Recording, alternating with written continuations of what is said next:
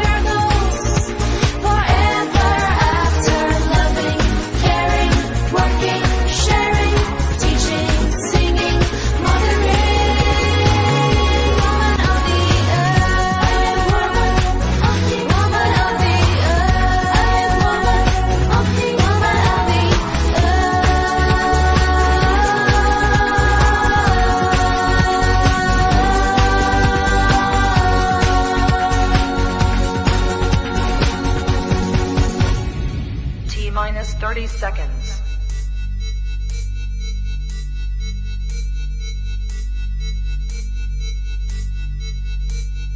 T minus 20 seconds.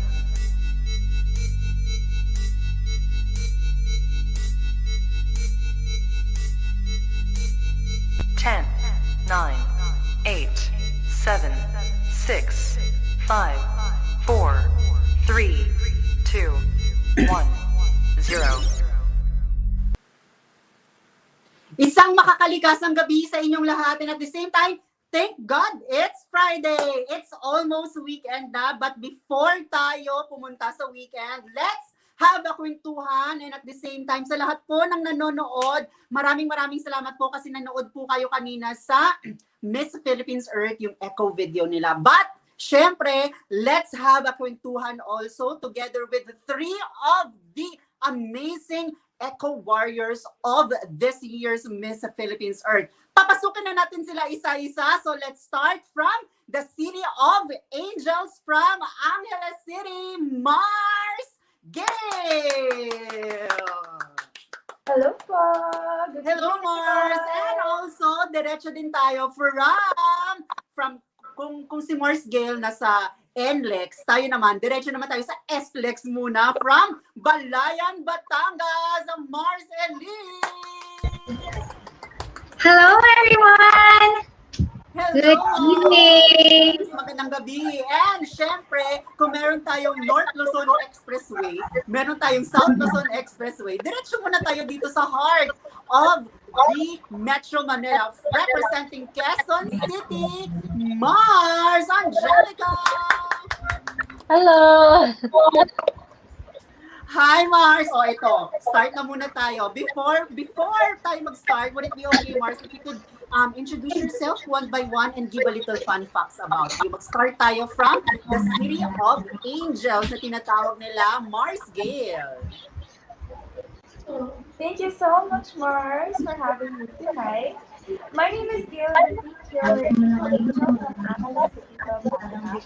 One fun fact about me is that I am an entrepreneur, so I co-founded different businesses here in Pampanga and Angeles. This is in line with my advocacy of sustainable entrepreneurship, because I believe that businesses should not only be profit-driven, but they should also be able to care for the environment, at the same time able to solve different environmental problems along the way. So I'm really happy to share with you some of my entrepreneurial ventures through this chikahan. Thank you so much, Mars. And syempre, diretso tayo sa SLEX. Dadaan ako ng SLEX from Balayan, Batangas, Mars and Liz. Yes, hello everyone. Again, I am Elise Relacion Galvez and I am representing Balayan Batangas for Miss Philippines Earth 2021. So I'm 23 years old. These are the facts about me. Just a basic one. I'm 23 years old. I am a former cabin crew at Cebu Pacific Air. I love to dance. I love to dance. Yeah, but I'm not really a professional dancer. I just love to dance. And I'm talkative. I'm loud. And I guess I will take advantage for tonight's chikahan. That's it. Thank you so much, Mars. And last but definitely not the least, representing from the City of Stars, Quezon City. Go, Mars Angelica. Hi everyone, magandang gabi po sa inyo. I'm Angelica Tagatad, your Miss Philippines at Quezon City. And one fun fact about me is that I am also a singer-songwriter, so I go by Maharlika. And I have one new song that just came out the other day. It's called Kalikasan, and it's related to my advocacy for the environment. Thank you so much, Thank you. Yan. And before we go to medyo fun na mga questions, would it be okay, Mars? Ito, question lang ha. Sa inyong tatlo, I know that some of you joined beauty pageants na before. And also, some of you are newbie in beauty pageant. Would it be okay, Mars, if you could share to us the love story of you in the world of pageantry? Kailan kayo nag-start mag-join ng beauty pageant? Ano-ano na yung mga beauty pageant na nasabihan niyo?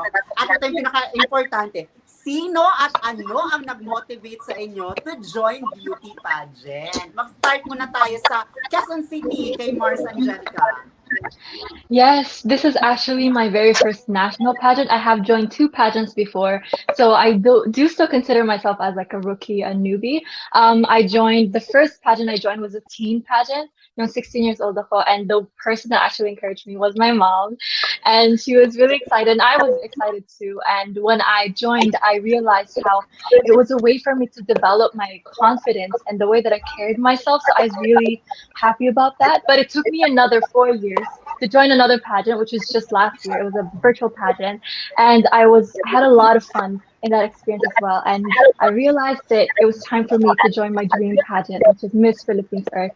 And I fell in love quickly because I have for a long time wanted to pursue environmental advocacy. I am currently majoring in environmental studies major, and I have done a few research. So I'm really passionate about this advocacy. So I'm really excited, and I'm really happy to be here with you guys. Thank you so much. And also, diretso tayo. Akyat muna tayo sa North Luzon. Sa Angeles City, Pampanga, Mars Gale. Ano naman yung kwentong pageantry mo? Actually, for Mars, ever since I was young, I'm really fond of joining beauty pageants. And this is my second national pageant. I tried my luck in joining Binibining Pilipinas. It was way back 2016. And at that time, I was 19 years old. I was 19 turning 20. I was so young and I was so inexperienced. And fast forward to now when I joined Miss Philippines Earth, I'm 26. So imagine I took a huge gap in joining beauty pageant. I went back to join the beauty pageant industry again because I feel like Miss Philippines Earth really is the best and really is the best beauty pageant that represents my belief, and that is, caring for the environment. And I do believe that Miss Philippines Earth, alongside with all of the values and all of the advocacy that they fight for, is the best representation of what I believe in as well. So I think that best motivated me in rejoining and going after my dream of becoming a beauty queen. And hopefully this time around, I could be able to succeed and be part of the elemental queens or be the next Miss Earth, hopefully. Thank you so much. At hindi ko talaga malilimutan si Mars Gale kasi nung 2016, siya ang binibining one. Yes. I was Wow. Di ba? Binibini one, Gale. Oh, yun talaga, Day. Alright. Thank you so much, Mars Gale. And last but definitely not the least, ayan na, nag-uumapaw na ang mga supporters niya sa comment section from Balayan, Batangas. Ano naman ang Hi! comment mo? Yeah, hello. So it's not as dramatic as everyone else, but as for me, I started pageant when I was, I think, 15 or 16 years old. Sir Ralph Eliao introduced me to pageantry, but actually, Mars, during that time, I don't know the meaning of winner, or if you didn't win the title, it doesn't really matter to me. Parang I just really joined it because someone asked me to join it, and he said that he saw potential in me. So sabi ko, okay. So it's not really a big deal for me. Actually, I remember that was my first pageant, and then it's already the cut to 5, and then they called me. I think I was candidate number 2 that. No, I was candidate number 12 that time, and then they called candidate number, and then I was just smiling, and oh, is it the last spot for me? Okay. And then it was really, I was late reaction, and everyone was clapping their hands na. I really didn't notice na, okay, ako na pala. Kasi parang for me, I got in the top 5 or not, it doesn't really matter. Kasi nga, it's my first pageant. I'm really naive that time. And then, I learned to love country. And then, this is actually my 6th pageant, parang, though I joined during my teenager years. I'm already 23 years old now. And I rested for 2 years. Yung last pageant ko was Face of Tourism. That was during the days na I was flying because I'm a former cabin crew nga. So it was really stressful then.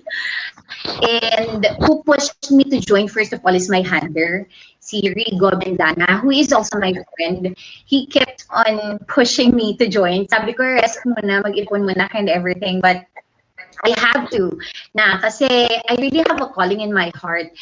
Kasi everyone else is thinking na pageantry is about beautiful faces and beautiful body, perfect figure. Pero for me kasi pageantry is also a calling because it is about leadership. If you want to win the crown, that means you should have a heart of a leader. Kasi you will be the voice of something na you are fighting for. Parang ganun.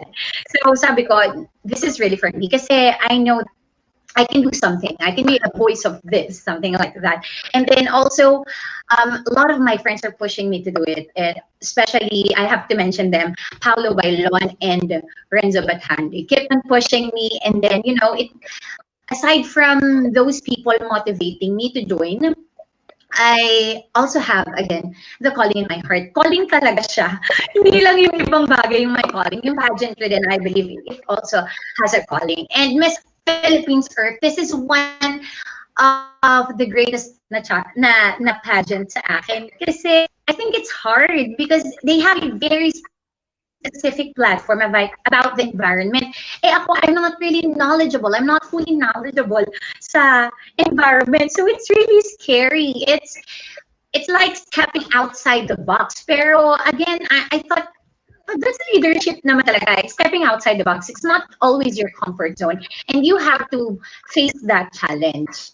And as long as meron kang heart for that thing, you could conquer that. Yun lang.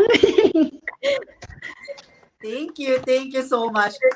Hindi talaga siya hindi talaga siya nagpatindi na sinabi niya talaga, talkative talaga siya dahil. At sobrang tuwang-tuwa ako. And also ito, like for Mars Gale, this is the second time that you joined a national pageant. And Mars Angelica is also second time enjoying virtual pageant naman. And also for Mars Elise, first time niya mag-join ng virtual pageant. Question sa inyong tatlo, girls. How was the preparation? Kasi nakikita lang namin 30 seconds eh. Diba? 30 seconds lang. Take us back kung ano ang behind the scenes with regards to the virtual pageant. Mag-start ako kay Mars Gale. Kasi Mars Gale, you joined ay international pageant, ay national pageant na face-to-face. Like pupunta ka na lang doon, glam up na, sabak na agad. Ngayon kasi, it's a virtual pageant. Kamusta ang transition mo from being into a face-to-face pageant now in virtual pageant? Actually, Mars, it is so much harder. Virtual pageant is so much harder than that of the live pageant because besides being the candidate, you are the organizer of your photo shoot, your video shoot. You have to align all of the schedules of your videographers, your makeup artists, and even find the perfect location. Especially in Angeles City, it is a highly urbanized city. And I'm really having a hard time looking for the best spot that would give out the best video with nature, with ocean, with the background. So I feel like that is one thing that is really rigorous when it comes to preparing for Miss Philippines Earth. But I have to admit that it's much easier when it comes to the support of my LGU as well as of the people of Pampanga. This time around, I was really able to feel their love and support because everyone is really collaborating in, curating the videos and all of the outputs that we showcase on the screen. Ayun po.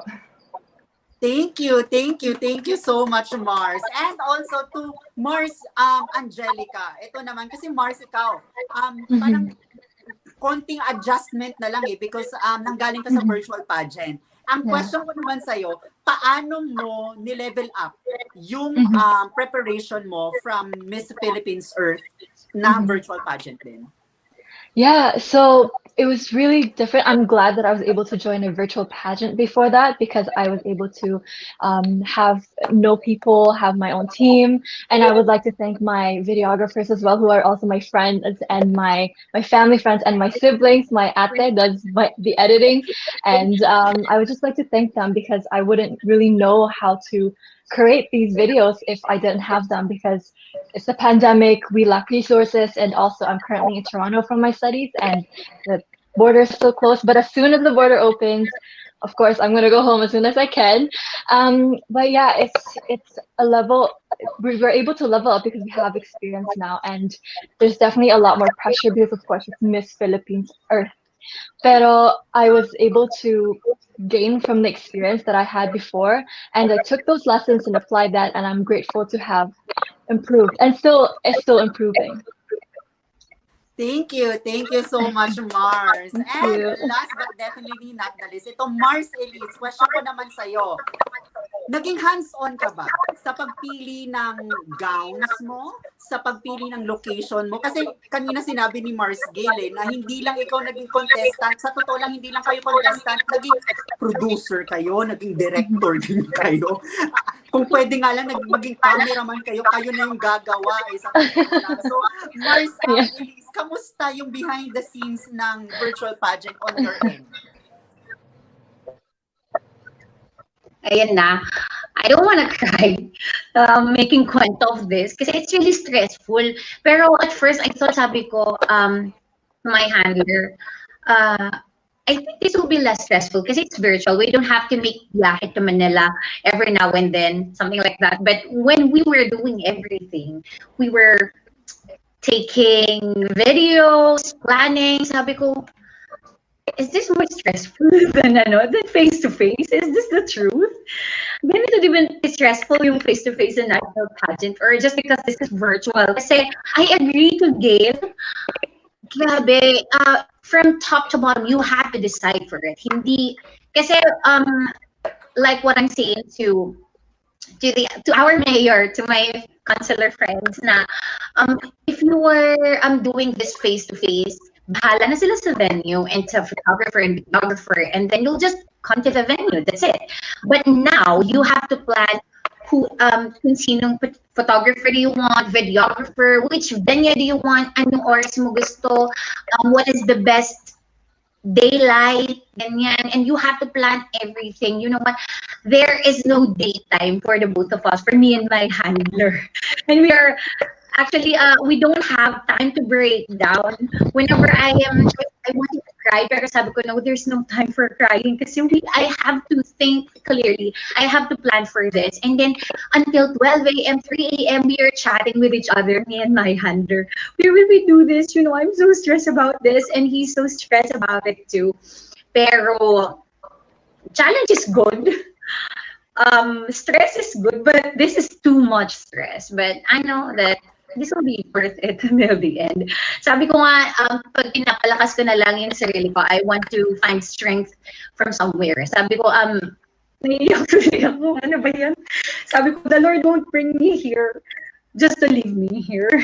Yes, very, very true. Very true yan, Mars. And also, masasabi ko lang siguro, one great thing with regards to virtual pageant posts, especially to Miss Philippines Earth, for you girls, it builds your character. Sa totoo lang. After this pageant, it's a different version of yourself because parang you unleash the creative juices in you. You unleash the yung parang yung pasensya ninyo humaba because syempre you need to adjust not only to yourself but also to the people surrounds you. So with regards to this one, congratulations girls, sa totoo lang. It becomes more meaningful Miss Philippines Earth is. And I know, ito Marsa, sa totoo lang, I know that you joined beauty pageant not only for the glitz and the glamour. I know that you want to represent your city. Like kanina sinabi sa akin ni Mars Gale na naghahanap talaga siya ng mga spots para lang i-promote talaga yung municipality nila, which is yun yung edge ninyo in a virtual pageant because you are the tour guide of your city. And speaking of tour guide, ito, medyo masaya tayo. Kapag pupunta kami tatlo sa inyong province or municipality or city, ikaw ang magiging tour guide namin for one day, saan mo kami itutour sa inyong mga lugar. Mag-start tayo sa Quezon City, from the City of Stars. Mars, Angelica, pag pupunta kami ni Mars Elise at ni Mars Gail, saan tayo pupunta sa QC? Anong kakainin natin or what? Gosh. Introduce Quezon City to us. There are so many. I mean, of course, it's called the City of Stars because it's the city where ABS-CBN is, and a lot of the people where stars are. And at the same time, when it comes to eco-tourist spots, there's the Quezon Memorial Circle where you can find the shrine where the shrine of Manuel Quezon is, and you can find the Mesa Eco Park. You can find there's a Ninoy Aquino Parks and Wildlife Center. So even if it's a highly urbanized city, you can still surround yourself in nature. And at the same time, we have the high-rise buildings. When it comes to the food, of course, there's so many food parks like the Tomas Morato, there's a Baginhawa Street, and it's a really fun experience. And mentioning it myself, I just miss eating a lot of the delicious food sa Quezon City. So, marami tayong pupuntahan, marami tayong papasyalan. Thank you so much. At once na naging bahay din ni Mars Gale ang Quezon City because of the Araneta. Na araw-araw sila sa Araneta. And speaking of Araneta, Mars Gale, pag pupunta kami, eto sa totoo lang, anong meron sa Pampanga na kahit sinangag lang or fried rice, ang sarap-sarap talaga ninyong magluto mga Kapampangan. I know myself because meron akong dalawang ex na taga-Pampanga. Nako. Nagluluto ka ba nila, Mars? Sabi ko na nga.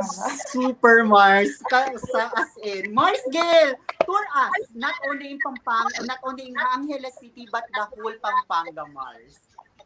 Well, Pampanga has been well known to have a lot of ecological tourist spots. Say, for example, the Puning Hot Spring. We also have different Haduan Falls. And also, in this city, it's a highly urbanized city, just like Quezon City. But we do have different historical tourist spots that I can tour you. And sabi mo nga, Mars, we Kapampangans really love to cook. In fact, Kapampangans, or Pampanga itself, is the culinary capital of the Philippines. So, with that being said, really, the food is really delicious. And I'd like to take you with me on a gastronomically pleasing tour. Say, for example, I would like to take you on a date at Ali Lucin. It is the first ever sisig restaurant that offers, yes, sisig. So our sisig is very much unique as compared to those of the other cities in the Philippines, because instead of us just boiling the meat, the pork's cheek and the pork's ear, we actually grill them. So can you imagine the taste of the charcoal alongside with the sizzling plate of the sisig? So that is one thing I'd like for you to experience, Mars. At sa totoo lang bakit yung sa inyo? Kasi usually kasi nakikita ko na may na mga sisig is nilalagyan ng itlog or mayonnaise. Pero ang original sisig is walang ganon. Yun lang talaga, yung sa sizzling plate lang, di ba, Mar? Yes, Mars, wala. Sa Manila yun, may itlog siya mayonnaise. Sa Manila ko first experience yun. Tapos parang nagtaka ako, sisig to. Correct, ako din. Kasi nakakain na ako doon sa original na sisig. Tapos meron din, correct me if I'm wrong, yung malapit sa may, ano nga ba itong malapit sa Riles? At Milas. intersection. Milas. Oo. Masarap din. Diba? Nagulat ako, bakit walang itlog? Parang ganon. So, sa totoo lang, very, very masarap talaga ang mga kabalen. Yun yung tawag sa kanila, mga kabalen. Yeah. Thank you sa pagbusob sa amin. And last but definitely not the least, ito ay hindi, ito naman, kung sisig, dito naman lomi. From Balayan, Batangas. Marcy, please introduce Balayan, Batangas to us. Yeah, hi. Alam mo, Mars, whenever people are asking me like my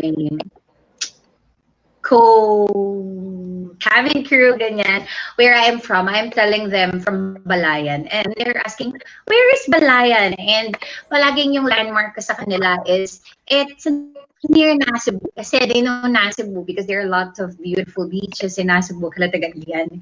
It's all around me. It's all around Balayan.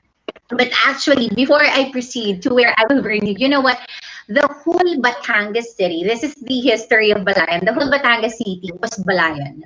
Also Quezon, it was Balayan. And then, up to today naman, ito na lang yung natitirang Balayan. Yeah. Yeah, that's it. And I think I will bring you to Balagbag. Balagbag is at the top of Mount Batulao. That's part of Balayan. But Mount Batulao, Cebu. Pero yung taas niya, we call it Balagbag.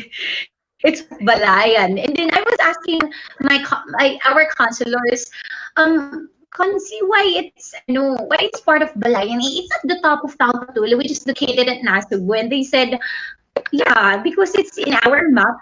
So what? If I haven't asked you our tourist spots, I will not know na yung top of Mount Batulao is ours. And yeah, that's it. It's almost the whole of First District of Batangas there. And if you want to eat something, Balayeños really love to eat. I can bring you to lots of places, many to mention. And I can also bring you to the factory of bagoong because people love Balayan. Bagoong Balayan. But I also told them, you know what, I don't like bagoong, but I like patis more. Especially if it has calamansi. And also, we have calamay here. That's one of my favorite food, calamay. It's the best. And one of the other people know about Balayan is every June 24, that's the parada ng lechon. They have lots of lechon and then they will make a parade, but the lechon is dressed in Wonder Woman, something like that. They're dressing it. And then you're going to make everyone basa. You're going to throw them water every 24th of June. Kaso nga, because of the pandemic, it was restricted. But we're hoping sooner or later. Kasi it's part of the tourism here in Balayan. Thank you. At kung hindi nyo pa naririnig yung Tara na Pilipinas na kanta, parang Tara na Pilipinas, meron doon lechon ng Balayan. Kaya isa din yung Balayan sa masasabi nating lechon capital of Batangas or in Luzon per se. And syempre, yun nga sinabi mo kanina, Mars, na yun, talagang kapag pumupunta kami ng Calatagan or ng Nasubu, kung minsan kasi madadaanan mo talaga yung Balayan, may pinupuntahan talaga kaming masarap na lomihan dyan sa Balayan, actually. Ayun. We Thank cook you. lomi, Mars. Oh, ayan. Mars Gill at Mars Angelica, total Luzon lang naman tayo. Mhm. Magpupunta tayo ng bahay ni Mars Road Elise. trip. Pak na ang lumpia. And also, sa totoo lang, natutuwa ako ngayon kasi I know for the fact na virtual pageant siya. So, feeling ko ngayon lang kayo nagkita-kitang tatlo virtually, no? At ang saya lang kasi parang connected kayong tatlo. Sa totoo lang, I love it. Sa totoo lang, maraming salamat. And Mars, I know, ito diretso tayo. Favorite part. My favorite part in Kweentuhan is, I know you joined Miss Philippines Earth not just because of the glitz and the glamour, but the platform itself. And I know it's advocacy-driven competition. So, alam natin na advokasya talaga yung labanan dito. And I know na some of your interviews, may it be first time yung i-interviewin ngayon, second time or what, pero konti lang yung chance ninyo to tell your story with regards to your advocacy. Mars, would it be okay ngayon if you could share to us your advocacy, the backstory of your advocacy, and educate us with your advocacy? Mars, Gail, mag-start tayo sa'yo. What is your advocacy? And the floor is yours, Mars. Yes, Mars. Actually po, my advocacy is sustainable eco-entrepreneurship, wherein I aim to transform all of the businesses, maybe micro businesses, small businesses, or big businesses, to a more sustainable way of going about their everyday production, transport, manufacturing, down to the disposal of waste. Because I do believe that the main reason why we have a lot of environmental problems in this world today are the businesses. And I feel like when we reach and we change the hearts and the ways of these businesses, it could have a ripple effect not only on our economy but also in the environment as well. So that is one thing that I really do believe in. And me, as an ecopreneur myself, I co-founded different eco-friendly businesses that are my little initiative in helping. You know, I'm not just pure talk. I actually walk the talk and trying my very best to actually set out an example in being an ecopreneur myself. So yun po, as of the moment, I do have, should I share? Can I share? Can I share? Thank you po. I do have two businesses. I co-founded two businesses. It's called eCourier and EcoWash from the root word itself, eco. So both of which are eco-friendly. So the first one is EcoWash. EcoWash is a car wash in a bottle that our aim is to conserve water. So instead of you washing your car and wasting a lot of water, we cut down the usage of water from 90 liters up down to 50 gallons. Ay, baliktad. 90 gallons to 50 liters pala. Ayun. And then the other business po that I'm talking about is eCourier. It's called Eco Courier. It's a courier service. Basically, it is an app that of which delivers parcels from point A to point B. But instead of us hiring carbon-emitted vehicles, such as motorcycles and cars, we actually hire bicycle riders. So I believe that bicycle riders are the most eco-friendly alternative when it comes to transporting your goods and services. And I feel like this is my little initiative that started here in Angeles City. It already rolled out here in Angeles City, and I'm really hoping and I'm really praying that it could really be disseminated in other parts of the country as well. Mars, sobrang salamat. Sa totoo lang, natuwa ako dun sa ano nga ba to, sa business mo na pa-jack yung Parang mode of transportation, which is hopefully though impossible siya here in Metro Manila, pero hopefully start tayo sa maliliit na mga provinces na pa-jack yung gamitin, di ba? Super duper nakakatuwa. And Mars, Elise, ikaw naman, Mars, ano yung backstory ng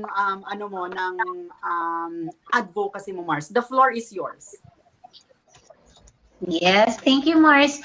So we all know that Batangas is really a home for beautiful beaches, of marine life. And I thought na aside from marine life is really a large contribution to mitigate the climate change that we are facing right now. The ocean helps a lot of people, not just physically, but even emotionally. The people that are stressed or depressed whenever they see the ocean. Kasi ako, I don't know how to swim. I'm not really professional swimmer, or I'm not that confident in water. Pero whenever it's really odd that whenever I am seeing the view of an ocean, I feel relaxed. And hindi lang yung mga people that are getting their livelihood in the ocean, we will help on protecting our marine life, but also everyone in the earth. Kasi alam naman natin that we are surrounded with water, ano, and also that ang laki nung contribution ng ocean sa atin. Also, you know what, I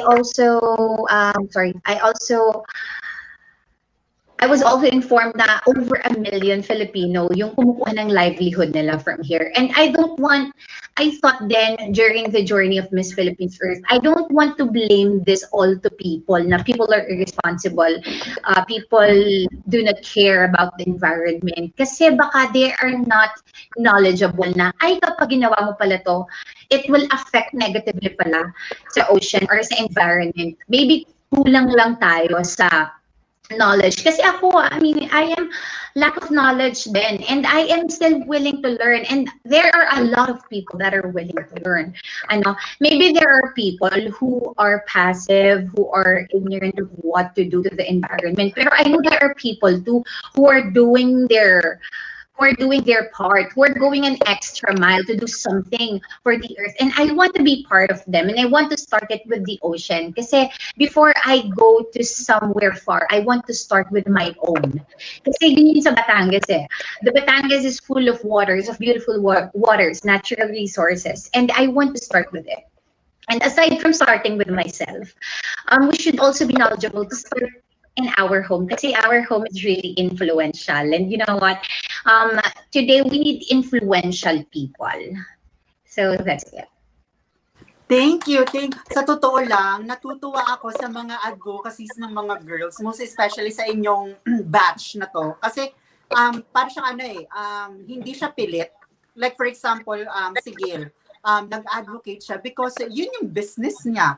And in a little way, nakakatulong siya with regards to the environment. And also si Mars Ilis naman, syempre, Balayong Batangas is most of the Batangas is coastal talaga sila. So, yung close to your heart talaga yung ina-advocate ninyo. At sa ito if ever na sa Q&A round or sa intelligence round, kahit pagbalik-balik ta rin ninyo kayo ng mga judges, alam ninyo kasi at your heart, you know your advocacy. Yun yung pinaka-importante. And, syempre, last but definitely not the least, from Quezon City, Mars Angelica.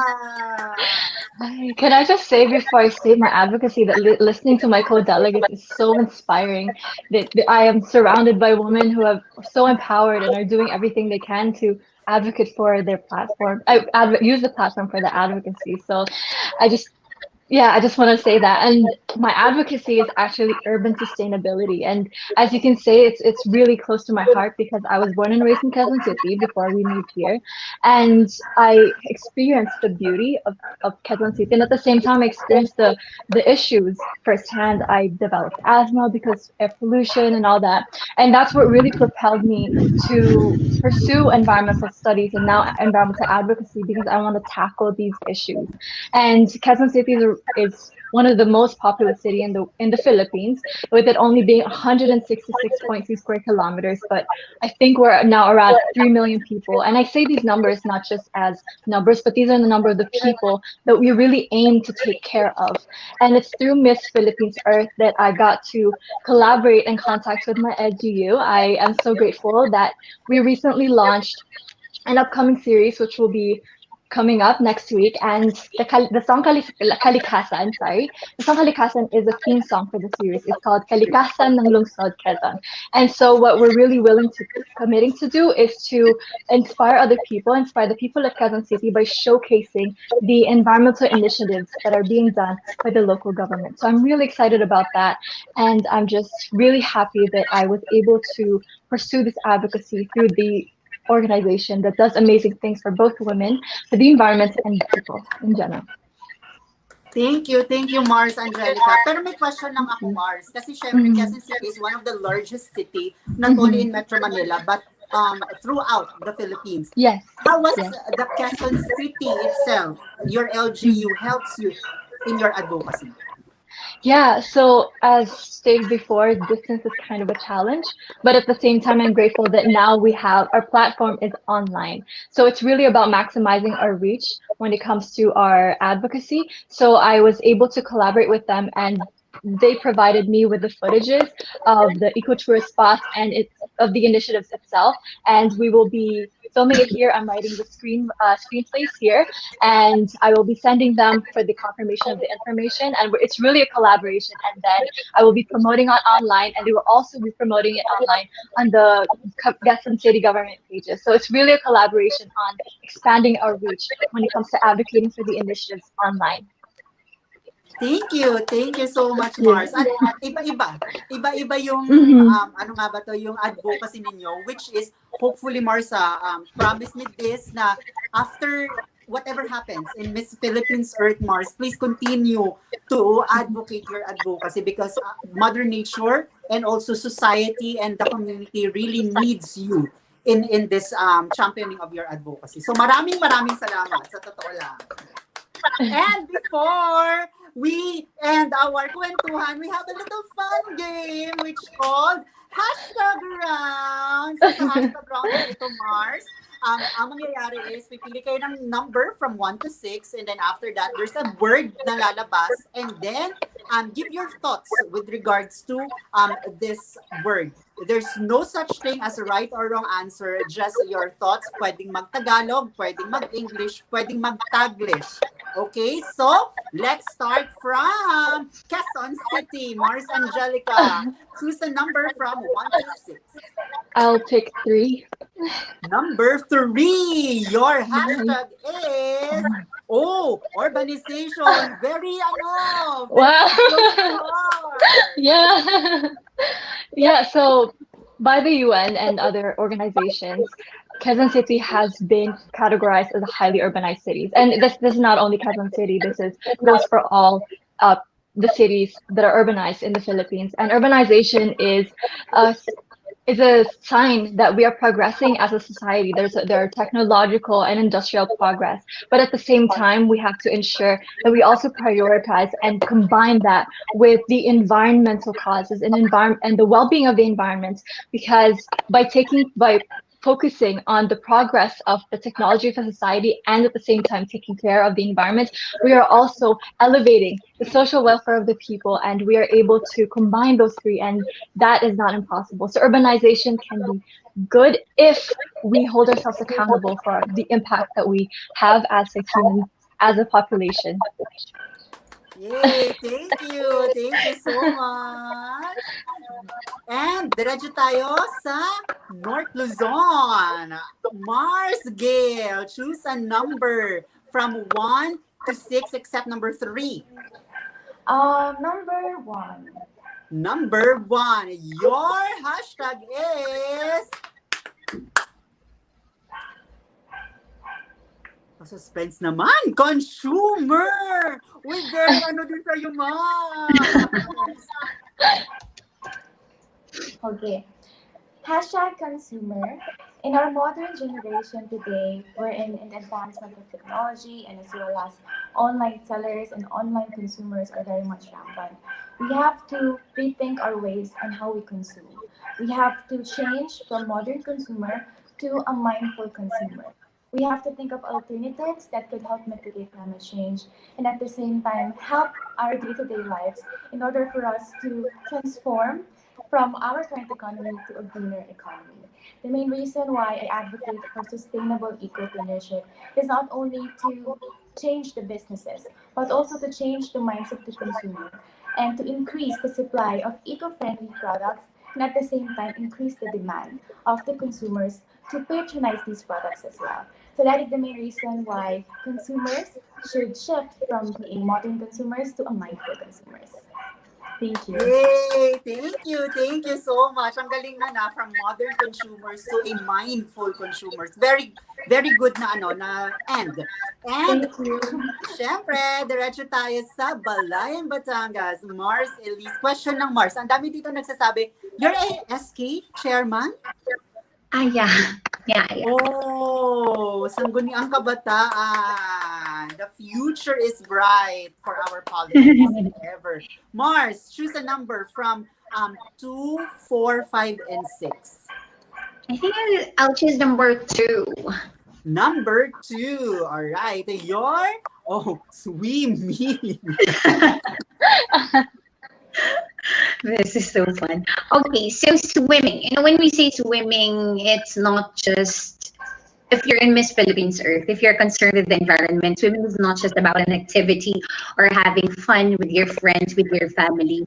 When you're swimming, it also should have the responsibility for the environment. Whenever we're doing something, we should also put the responsibility into doing it. So when you're swimming, you should also take care. You should also be aware of what you will be doing or your extra activities when you're doing swimming.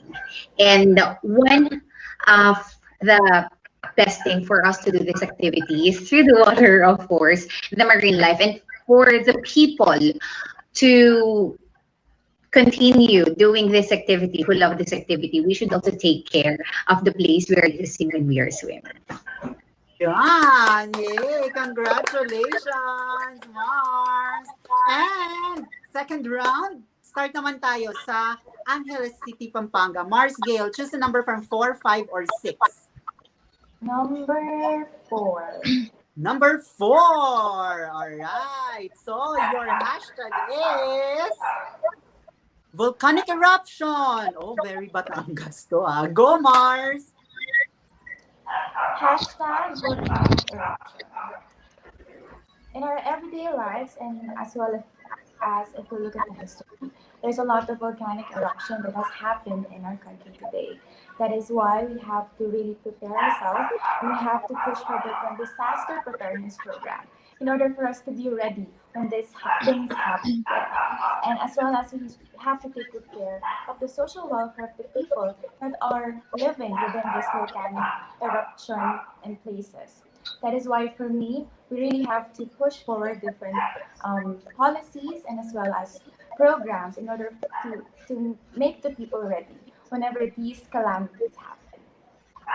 Ayun, thank you. Wait, aminin ninyo, practice to die. practice to sa magiging live ninyo kasi ganito yung nangyayari sa live. So practice to. Alright, so diretso tayo muna sa Balayan, Batangas. Di ba? Choose a number, Mars, 5 or 6. Number 5. Number 5. Alright, so your hashtag is global warming. Okay, so hashtag global warming.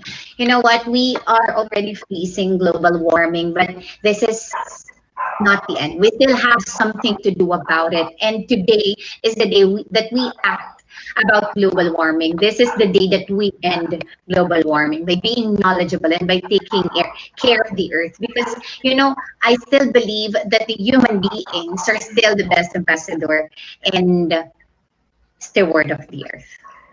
Ayun. Thank you so much. And gusto ko lang din i-add on sa sinabi ni Mars Elise na, correct me if I'm wrong, girls, if we are the cause of the solution of the problem, we are also the solution to this problem. So let's take one day at a time, educate people one day at a time with regards to environmental issues. So congratulations, girls. And last but definitely not the least, Mars Angelica, wala ka ng choice. Number 6.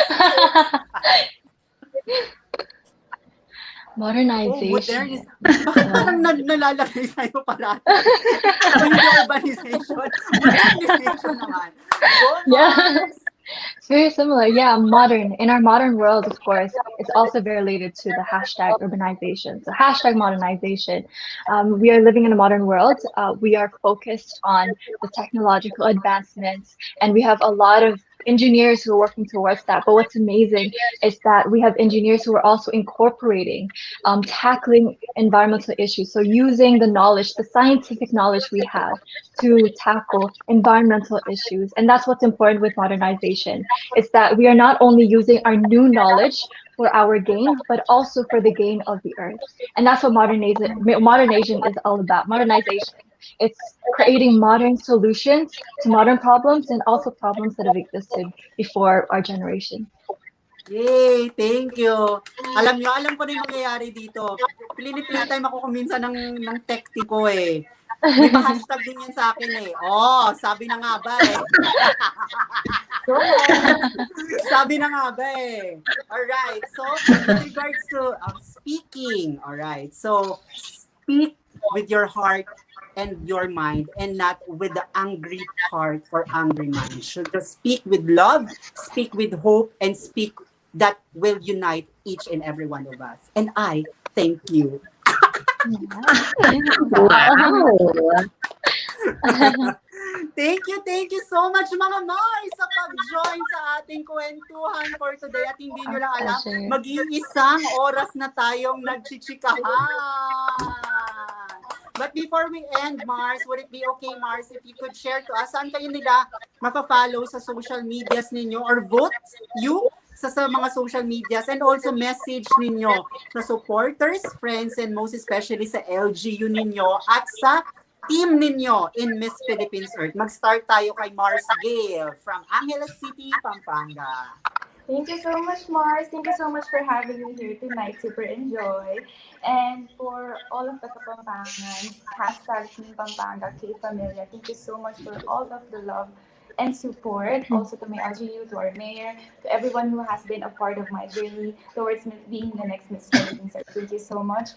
You can follow me on Instagram. That's at Gail Ventic. Facebook, Gail Ventic. Twitter, Gail Ventic, para madaling tandaan. And yun, thank you so much po talaga. And really, the coronation night is gonna be on August 8th. So it's less than 4 weeks from now. And I really hope I could see you there at the Kapamilya channel. Thank you. Thank you. At sa totoo lang, ito na.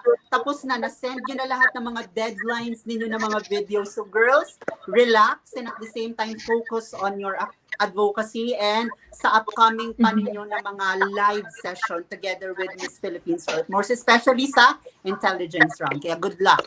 Mars Angelica, ikaw naman, saan kanila mag-follow sa social media mo? And also, your message to a lot of your supporters din ngayon na nasa comment section. Yeah, you can find me. My name is Angelica Tagatad, and also I have my page. I also advocate through my Facebook page, which is Maharlika with a J and a C, Majarlica. You can find me on Facebook, Instagram, YouTube, and I just would like to thank everyone who has supported me both in Quezon City and my team here. I don't know how I would have been able to do it alone, because especially in a virtual pageant, you can't see a one-man team. You have to really be collaborating with other people and also your LGU. So I would just like to thank everyone for their support, and I can't wait for the next materials to come out and the next live. Thank you, Mars Angelica. Thank you. And last but definitely not the least, ayan, naghuhumirintado na ang lahat ng comment section sa kanya.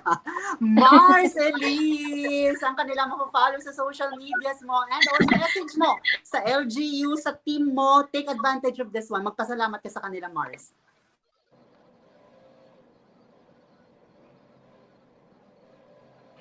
Yun lang, nawala si Mars. Nawala na si Mars. Nasaan ka na, Mars, Elise? And also, Mars, Gail, okay lang ba i-invite mo din sila sa ecosystem app ninyo? Yes po, please download the Ecosystem app. It's available on App Store and Play Store for Android users. There you can see all of our different activities and you can vote for your favorite candidates. Angeles City is under the AIR group, so you can vote one vote per one device. So also there's going to be a special voting system for all of our different categories. I believe coming up it's the fitness and form this coming week. So hopefully you can vote for us and watch our upcoming events. Yay! Thank you, thank you. Ay, nawala na si Mars. Wala Nasaan na na siya. kaya siya? Ayan, may question dito from our audience. To all, if you win one of the crowns for Miss Philippines Earth, what other project aside from your advocacy will you pursue? Mars Angelica, can you Yes. answer this question?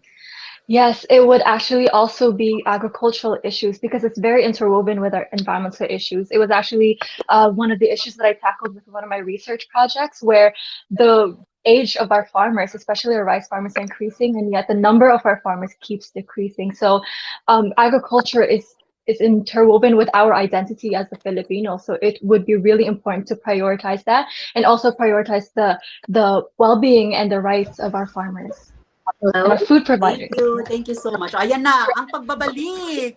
The rise of Marcely, saan ka nila mapapalo sa social medias mo? And at the Yeah, same sorry. time, message mo.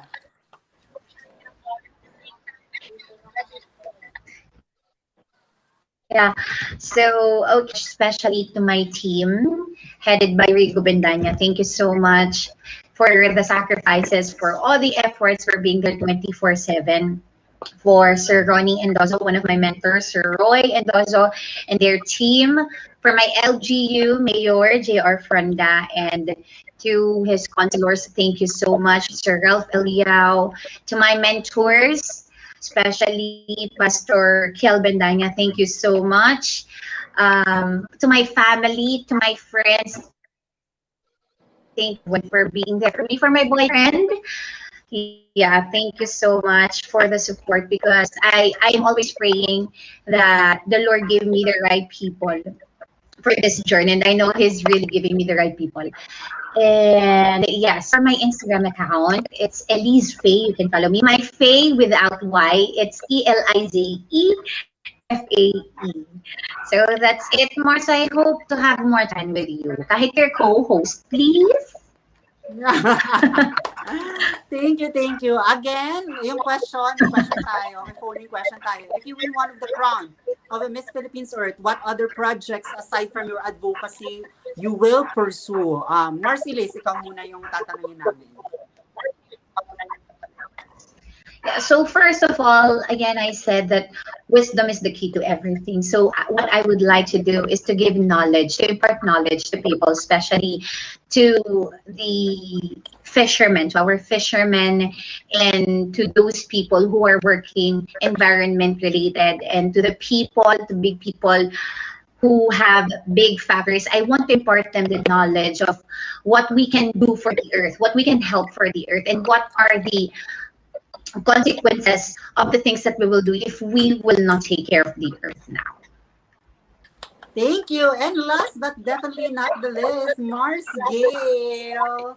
Aside from your advocacy, ano pa yung ipopursue mo na mga projects with regards to the question of Mars Katina?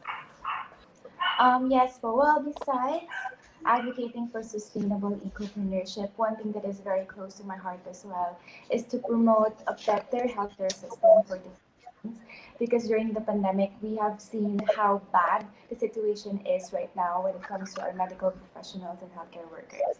And me, as a medical scientist myself, I have experienced battling the COVID-19 pandemic, with not a lot of, or not sufficient healthcare system, insufficient manpower, insufficient infrastructures.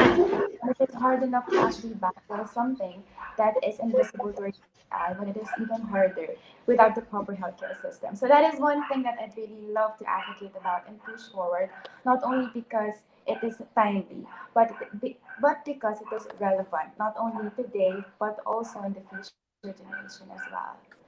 Yay! Thank you so much. And hopefully, girls, nag-enjoy kayo sa ating kwentuhan for today because ako sobrang nag-enjoy ako. Maraming Thank you salamat so sa much. pagbibigay Thank you for sa akin having ng us. time. And also sa lahat po, don't forget to follow my official social media which is Mars Friends po sa Facebook, sa Instagram, and also happy 16,000 subscribers sa YouTube ko. Maraming salamat. Congrats. And Congrats. also, before we end our kwentuhan for tonight, again and again, pinapaalalahanan ko po sa inyong lahat that If wala naman pong importanteng gagawin, just stay at home. And if lalabas man, let's practice a proper protocol, social distancing, wear our face mask and face shield, and also mga Mars, disinfect your hands. Clean your hands Yeah. every time. Maraming salamat mga Mars at happy weekend sa inyong lahat! Bye! Thank you, Mars.